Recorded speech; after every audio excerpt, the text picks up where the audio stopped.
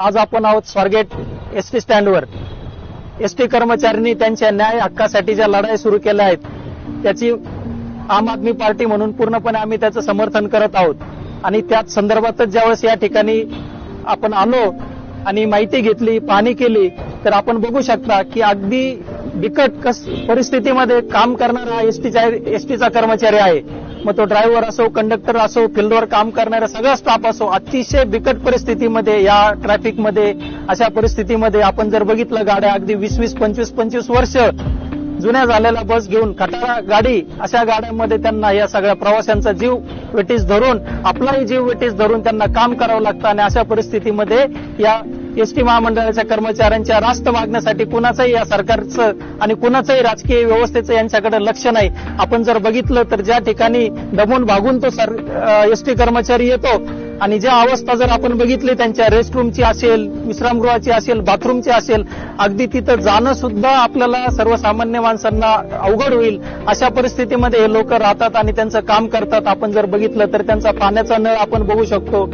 या ठिकाणी जर बघितलं तर सगळी घाण या ठिकाणी या विश्रामगृहामध्ये दिसते आहे। आणि नुसत्या पुणे जिल्ह्यासाठी म्हणून 1600 कोटी रुपयाचे स्वच्छतेचं टेंडर कोणाला तरी दिलं आणि मग ही काय स्वच्छता ते करतायत। अशा परिस्थितीमध्ये एसटीच्या कर्मचाऱ्यांना राहण्यासाठी भाग पाडलं जातं, जो दमून भागून आलेला असतो आणि परत 4 तास झोप घेऊन त्याने पुन्हा एकदा ती ड्युटी करायची, असा एकदम सगळा सावळा गोंधळ या ठिकाणी सुरू आहे। आणि मग यांच्या कामाच्या परिस्थितीचा विचार न करता, त्यांच्यावर असणारा शारीरिक मानसिक स्ट्रेसचा विचार न करता आणि न्याय मागणे जे मानतायत त्याचाही विचार न करता फक्त एसटी महामंडळ तोट्यात आहे म्हणून अगदी 42 प्रकारच्या सवलती हे सरकार देतं।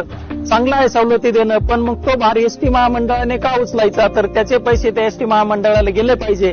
आणि एसटी महामंडळाच्या ज्या मागण्या आहेत की त्यांना राज्य सरकारच्या कर्मचाऱ्यांप्रमाणेच वेतन भेटलं पाहिजे, मागचा फरक भेटला पाहिजे आणि संपूर्ण कुटुंबासाठी कॅशलेस मेडिकल सुविधा भेटली पाहिजे, या मागण्या अगदी रास्त आहेत। आणि त्यांच्या वर्किंग कंडिशन, कामाच्या ठिकाणच्या सुधारणा सुद्धा झाली पाहिजे, ही अगदी रास्त मागणी आहे। आणि आम आदमी पार्टी म्हणून आमचा पूर्णपणे पाठिंबा आणि लढा त्यांच्या खांद्याला खांदा लावून आमचा आहे। जोपर्यंत एसटी महामंडळाच्या कर्मचाऱ्यांचे दिवस आहेत यामध्ये अगदी सर्वसामान्य जनतेला सुद्धा वेटीला धरायचा कर्मचाऱ्यांचा उद्देश नाही, परंतु राज्य सरकार यामध्ये लक्ष घालत नाही। मागण्या यांच्या वर्षानुवर्ष या सुरू आहेत आणि अगदी रास्त मागण्या आहेत आणि यामुळे जनता सुद्धा वेटीला धरली जात आहे, कर्मचारी वेटीला धरले जात आहे।